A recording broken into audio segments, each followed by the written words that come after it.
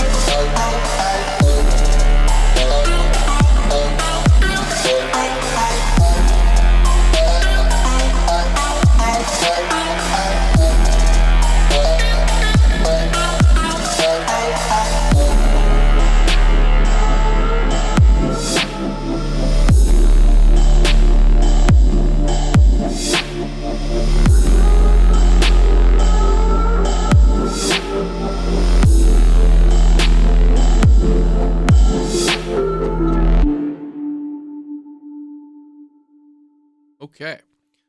I liked this one for its heaviness, and I thought how the bass sub bit of it kind of flowed was an interesting choice. While I was watching this, because I note that the level of the bass that when it comes in and on the swing almost matches the kick itself. It might even match it literally when it hits if it were not being sidechained. But the note to bring it up is that I get used to a certain feeling around here. There's a tone in one of these upper bits that sounds like it's related to what the bass is. And then when the bass kind of pulls out, it does get a little bit like, oh, where'd that power go? But on the other hand, while it was a little weird when it came out, when the second time it came around, it was, I don't know if I just got used to it or if like the flow of that kind of worked out that way, but it stopped being any amount of issue and started to be a kind of a constructive choice. So good job there.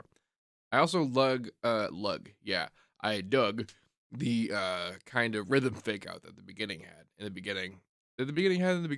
Yeah. I like really any version of that songs can pull off. Um, it's a little hard to do, but generally, kind of what you do is you just try to take a bit out of what is already your established main thing. That without the main thing around it, you're a little bit unable to tell what the rhythmic center is, and that was a well done version of that in here. So cool beans all around. All the biggest coolest bean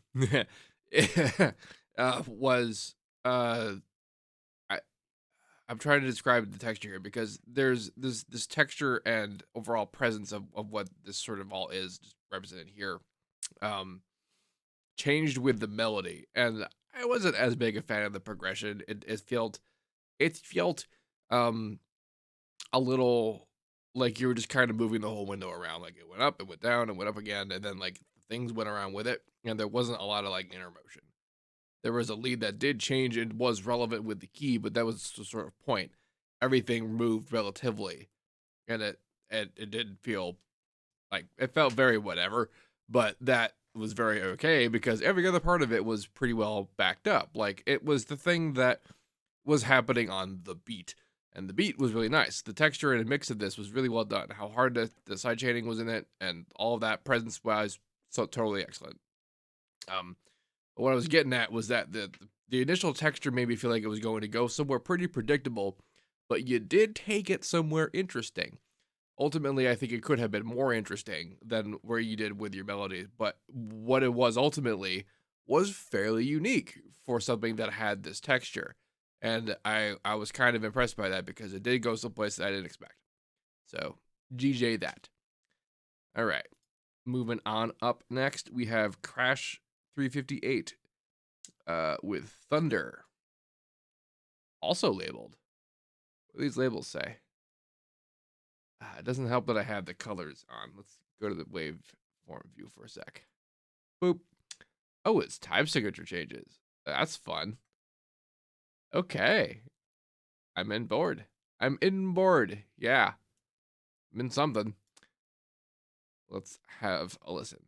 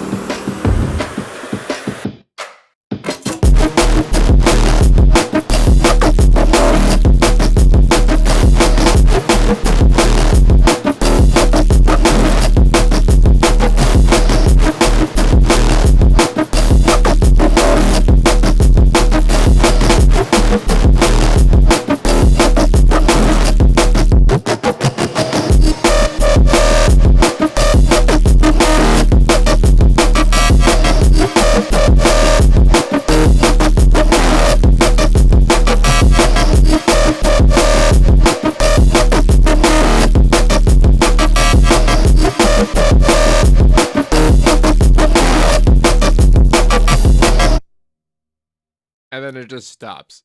Good job. You know, honestly, you could have just had a kind of fade. Come on, honestly, you could have had something. You could have just had that big hit, and it just stopped. This was great. This was fantastic. This is, oh my God, all I have are nitpicks. I have one very serious nitpick, but nothing I can say could mar how awesome this is. This is a really hard thing you've chosen to do, and I've only managed to pull out working on odd time trying to make anything that doesn't sound like jazz, like, and it's not great. So good job all the way up through. And now let's talk about kind of interesting perspective though. If you're listening to this track and you're thinking to yourself, okay, yes, it's kicked ass, but like the mix had some issues, and the X issues are mostly about how bangy and bright everything is, how ripped up the drums were, but the drums also weren't on top of stuff. Like we did our drum and bass bit in the moment back here, and it definitely didn't like just pierce through and murder like a kit in a bit like this would. Now, though, how much does it matter that that's the case?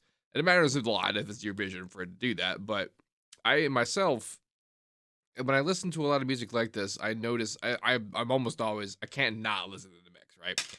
And the direct first impact of the kick is always like the first thing I could pay attention to, and then I start to notice how loud it is relative to everything else. And the more sort of accessible and commercial stuff tends to have kicks that are very deceptive, kicks that are not the most powerful thing in the room. And I definitely don't like mixing like that, but that's just a different kind of music. It's just for that. But part of the thing is, though, is that it still accomplishes the job. If you can tell the kick is there, if you can tell that it has an amount of impact that separates it power-wise from other stuff, without, even if it means you're not literally doing that, then you've achieved the sort of purpose of the drums being there, that you can feel that there's a beat. The beat is not lost in this. At no point did we lose the beat. Like, and that's a super important thing about this track, given the odd time choices in the main stuff. Like, because of that, if the beat were to be lost and the mix to be inconsistent, it would be a disaster. The fact that it's not, in the case that it is, like, well done. So, if we were to break that down and be like, well, what's the actual rule of thumb to work on there then? Because if, like, a lot of the times when I'm mixing for loudness, I'm assuming a level of crushing that will involve the kind of processing that nets your kick and snare being the sort of like supernovas that also put huge holes into other things and that kind of thing. But you also don't need to do that if you can accomplish the purpose without doing that. And because I encourage you guys to watch this track again if you weren't paying attention to the vector scope. That's the stereo cube here. And watch that again and just watch it through. Because this track utilized basically the entirety of those two dimensions. And the reason why it was able to still work out is because of the clarity of the kick and snare. Because that's just what a distorted mess looks like. That's just what a clipped, crazy loud, broken thing sounds like. And that's usually consequences to that. But if you do it well enough and mix it well enough and prep it hard enough and do it whatever you did to make this the way you did it, then the consequences of breaking it aren't devastating, and also might not even be consequences anymore. It might actually be cool. It might be a flavor. Well, let's talk about the flavor, because this thing clipped a lot, and that's my serious nitpick, is about how hard it clipped. Not about pushing it that hard, not about distorting it that hard, but actually letting it literally clip like that. Inner sample peaking and all that, you just got to really make a little bit sure about it. It's a bit of a bummer, because a lot about that, because what it means is that when I'm listening to it here now, I'm not 100% sure that as cool as I'm hearing it is actually how you hear it at all. And it's because the peaks are going so far above like 0 dB that my speaker system is going to react. I'm going to be able to hear my system. Like, it's going to cause the saturation interaction of my system. And because you've triggered that, like, now your track is going to be colored by whatever it is I'm listening to, listening on. And if it depends on the system. Like, on some studio monitors, it's going to sound away. And it's going to be broken and janky no matter what. But of course, that's the texture you've chosen. And that's the texture that rocks and it works out. And we still want that. We still want that to be happening. But we want it to be a predictable, regular, repetitive. Whoa. If you keep your track within the barriers of Nyquist, it'll sound like that pretty reliably on just about anything that exists that plays music now. Most things are pretty freaking good at it. Like speakers are really done, you know? And that, like within Nyquist stuff, is all about what that intersample peaking and nonsense is about. Is working on higher sample rates to do the job well enough to make sure that these sorts of things don't happen. And that's just all there is to that. Like you gotta look into that and do it up so that you can live with the jank of having broken things, but with a repeatable quality that means you can be in control of it. And I'm only bringing this up as hard as I am because when people like Noisia say that they regret some of their older works because they didn't do this, you know it's important. Anyway, coming up next after this really awesome track, by the way. Like, try working in 5/4 sometimes, you guys. Just at all. Not even like just for moments of tracks. Like, just have fun trying to make beats that don't sound a particular way. You'll know the way when you do it. Up next, we have Insomniac by WDYM, which makes my brain think it stands for "What Do You Mean?" I don't know what it actually means. And it reminds me of that Justin Bieber song, "What Do You Mean?" I think it's called that. And the only reason why is because I think I might have said this before, but I saw it in the YouTube suggestions one time. And my immediate reaction to it, because I was surprised to see it there, was, "What do you mean, Justin Bieber?" Because I saw the title, and that was my reaction, and my brain put an inflection on it. Like, that's what the song was called. The song was called "What Do You Mean?" And it was that's just a weird in joke that like only I have with myself.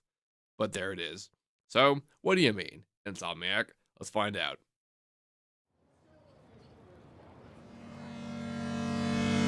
It's hard to say that I've been keeping track of time. It's overdue. Been tossing, turning, sleeping until 5:30 in the afternoon. And my head's been feeling light. My thoughts have been living up in the sky. But I think I'll be alright as long as I buckle up for the ride.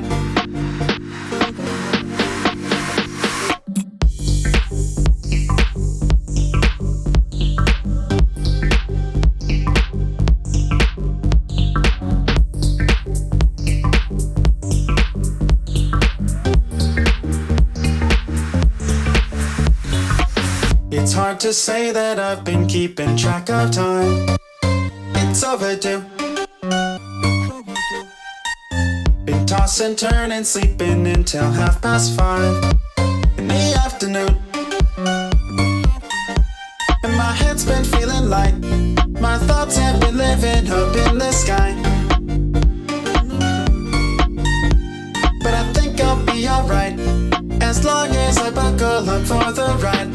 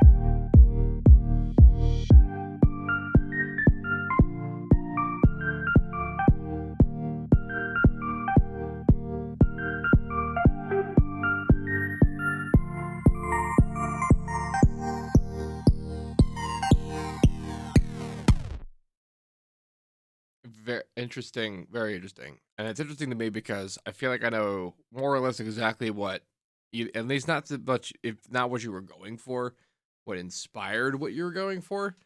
And what's good because that means I know what advice to give you and what I at least think could be advice to give you. But it also means that you have a very good idea about what you were trying to do, so that it telegraphed so hard that that's what I felt on this. So interesting It's hard to see. that the vocals are only in these moments. Um, that is just a strange choice, I think, just for the way that vocal that stuff tends to be. But it's not a bad one. It's just interesting. I just want to point it out. It's kind of weird. But other thing that's a bit problem though with the intro is that it has all of the power that like the quote unquote sort of drop bits do, like this sort of moment. If I'm sort of right on my guess on where you like the kind of feel and vibe you're going for, like right around there is the first time you should feel the full power of your song. All this can be arranged and pieced together the way it is, but like high passed and turned down and filtered out, that kind of thing, to lend it so that when it yeah, when it rises up and gets up to this bit, that this is when you start to hear this kind of come in as a thing, and you're like, yeah, and then you hear the yeah version of that with this bit, and then he does things more, and then a chorus is usually, and then with that, it's fine that there's not, it's just an interesting choice. Out of this texture and sensation, this track I would say is just not full enough, but for the most part, the genre of what this is just kind of that. Like that's just my nitpick on the whole of it. It's not really a you thing. It's just a that stuff thing. So good job, I guess. Yeah, I thought it was kind of neat to see the bit crushing come in at the end. Bit crushing is an interesting effect because it's visually, when you look at the result, it's the most purest kind of distortion, like that, as far as we understand the effect of it, because it's about seeing multiplied sort of information, like this very low, not very active sound doesn't have a lot of high frequency activity. So what does though is this activity gets multiplied and shown up, and then there it is, you see it multiplied and shown up. And that's what distortion does just in general, but it's usually shaped up in some way. Like there's usually some consideration for the fact that there's imperfections and just in the rate of how it does that kind of thing. But bit crushing is real sharp. It's real like exact, and you end up seeing like just exactly that behavior just done up all the way up the spectrum, like kind of like this as you turn it up. And this is neat to see it just kind of done. Like you could really visually see that truth showing up. Interesting little results. And of course, another sort of showing of like sometimes perfect is not totally what you're after. Like, that's a neat effect to have at the end there. I have nothing against it in the song. It's just, as far as like how often do we think of something like bit crushing as being distortion the way that we think of distortion? And part of the reason for that is because it just doesn't have the tonality that we want, and that tonality is because of how perfect it is. Because that's like the coolest bit crusher I ever used was a modular one that lets you FM the thing. And the whole reason why that's cool is because, yay, cool, now I get to use a bit crusher that doesn't sound like a bit crusher. Yeah, so how often do we really want perfect things? Anyway, up next we have BowlG with Eternal State. Okay, very bright stuff. Set some loudness. Let's see how eternal this state is. That's a fun looking like visual effect right there. That sounds like that every time.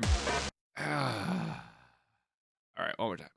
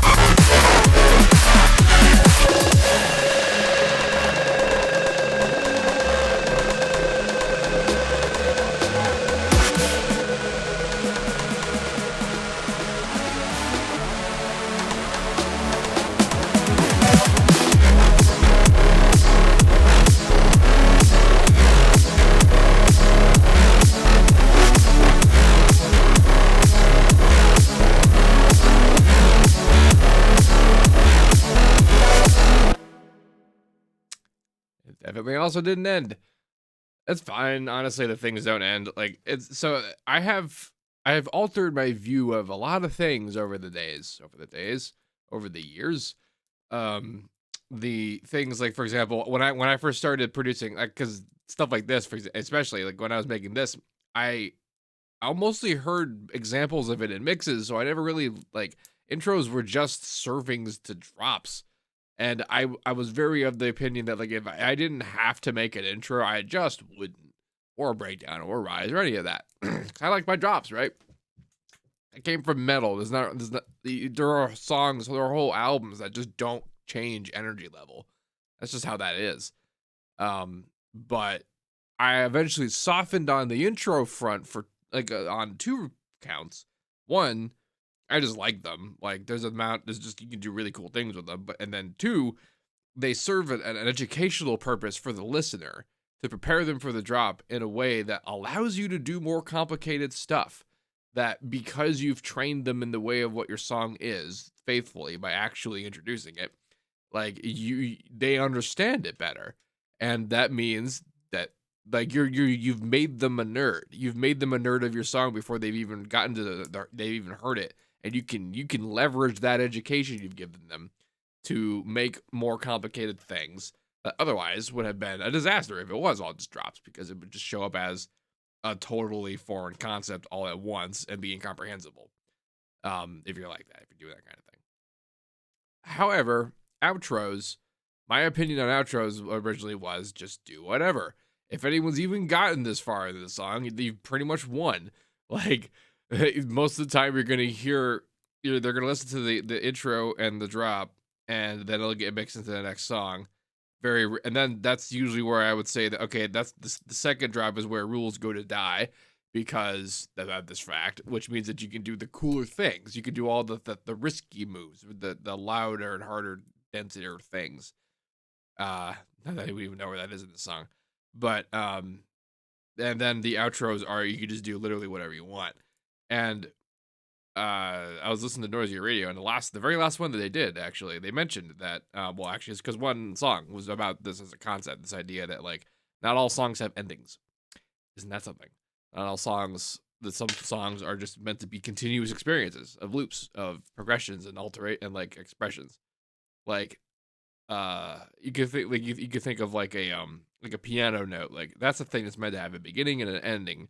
And it doesn't matter how hard or long you try to sustain it, you can't actually sustain a piano note forever. It'll just ring out and stop eventually. But versus like a synthetic kind of Reese experience, it's a regular rhythmic kind of modulation on itself. Like it's the design to just kind of go on forever. And songs can be like that, a kind of like a looped sort of pressured expression.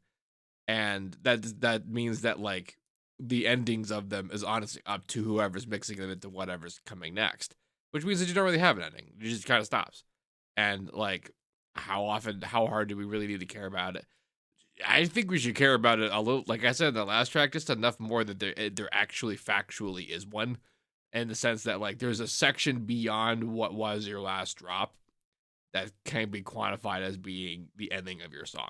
And it could just be that you hit a crash cymbal, then it hit in a big noise burst, and that was it. Like, it doesn't need to be that deep, but enough that you can, identify it. But yeah, that's just a big old spiel on that. Like, I think it's interesting to kind of philosophize on the nature of a requirement in arrangement. Anyway, on types of that, this track was a really cool thing. I try not to know things about the tracks before I listen to them, but this track had a big description in the submission that mentioned that some bits of this were done with the modulars. And knowing that makes those certain bits quite impressive. Honestly, this is a whole lot of right after my own heart stuff. Like I like the weight of it. I like how loud it is. I like the progression of it all, and the things that I consider to be decent textures. However, a lot of it is kind of saved by the fact that I understand it, that it was hard to do it. Like, if I didn't know that about the modular thing, what I would say about the bass usage is that first one lived on a little too long on its own. The expression of it later was really cool, but that expression kind of needed to be filtered in more. Not so much in an introductory sense, but in the sense of, like, it just got kind of boring in the beginning before that other bit came in. And but that's it. That's the only real problem this track had. And even that's not even that big a problem. It's probably not even a problem for most people who listen to it. Um, but that was what I heard and how I felt. And now we're moving on to Akasu with TIC. I don't know what that stands for. If it stands for anything, it could be tick. Are you going to make a next song called Tack? You might get sued. You might not. I genuinely don't know.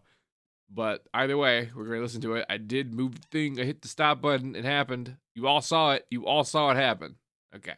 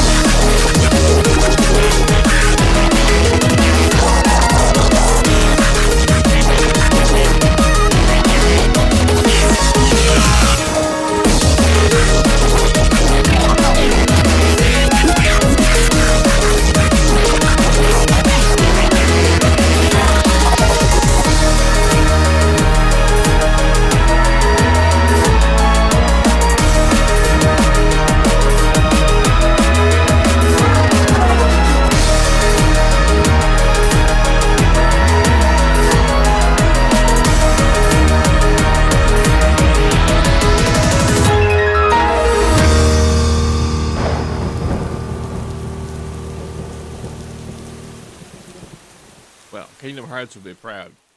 I love any kind of like attempt to merge that sort of like high cinematic orchestra stuff, like musical extraness with hard hitting drum and bassness and bass, obviously. So though, and I feel like I know the answer to this question is no, but or rather yes, but did was this intended to be this fast? Like, also how fast is this? Because it felt rushed.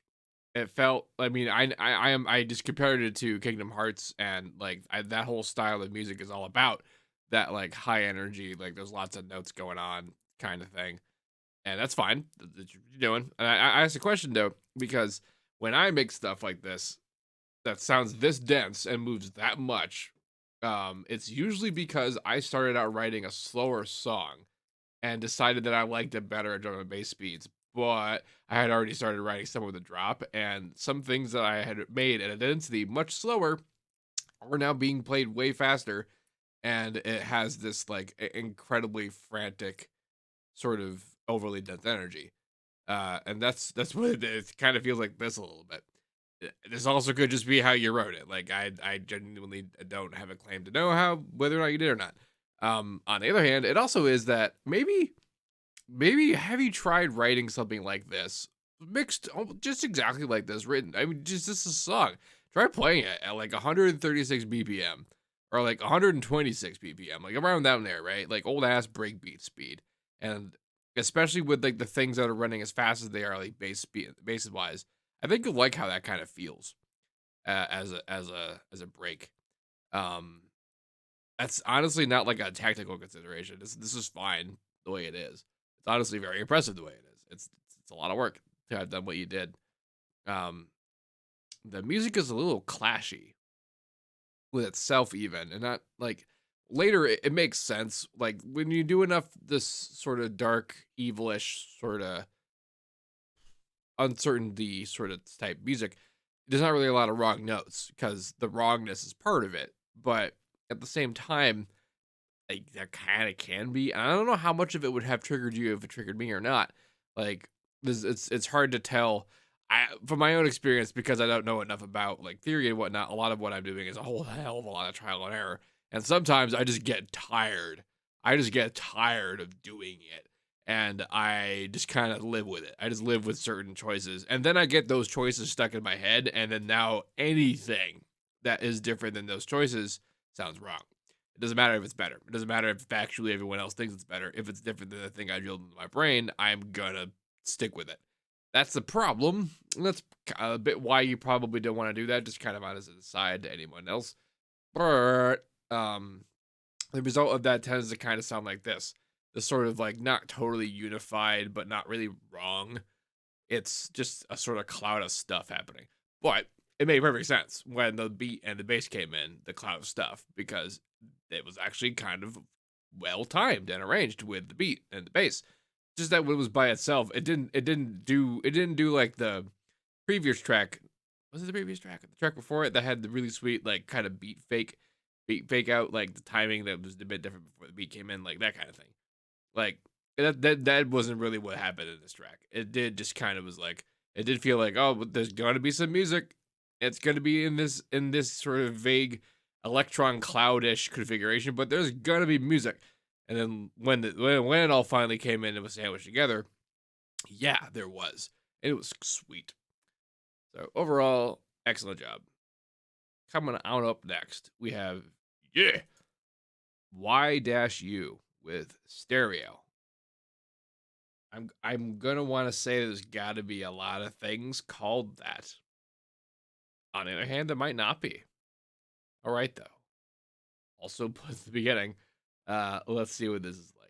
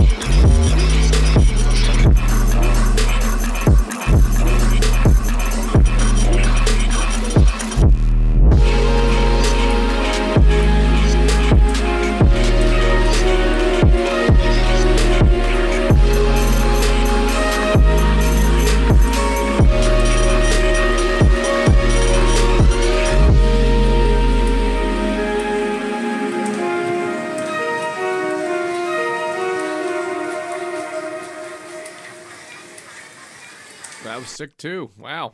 This is the definition of a fire beat. Uh I liked all the switch ups, all the head like the this is all this needs is I mean, on doesn't really need anything. Like I'm not a big fan of things with vocals in them, to be perfectly honest, but like want to talk just pure success vibes. Like if you put a vocalist on this would just be ridiculous. Um and wow. It's also just very engaging, and I also like how the switch ups do their fun, interesting deal, but they don't really hang around at doing it.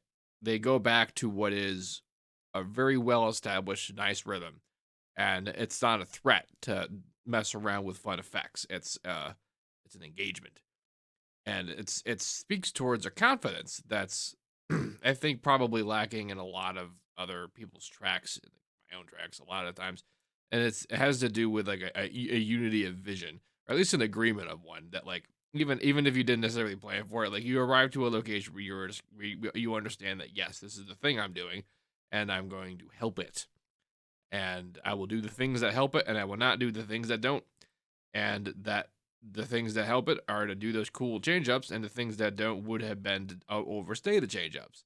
So having not having done so was the improvement. Well, assuming that there was a version where it didn't do that, the improvement over the things that don't do that is sort of the point. Anyway, overall, excellent job. I don't really have any kind of complaints about it or technical things to say about it because this definitely fit very well within the realm, the window of like acceptable mix in the sense of like it didn't do anything, it didn't damage me to listen to it. That's like first and foremost the most profoundly technical thing I could say about whether a song was good or bad, and then the rest of it is just like doesn't fit within. It's not the loudest, most hard punchiest thing in the universe, but also the genre of what this isn't necessarily supposed to be. But it's also this is not on the low end of it. This is right snug up there. It has good presence. It's not overdoing it, and it can be heard in comparison to things that are. And that's just excellent jobs all the way around. Done up and good. Alrighty then, that appears to be it for today. If you guys have any questions about this, please let me know. Don't forget to like, comment, and subscribe to all of this stuff. And as usual, have a nice day.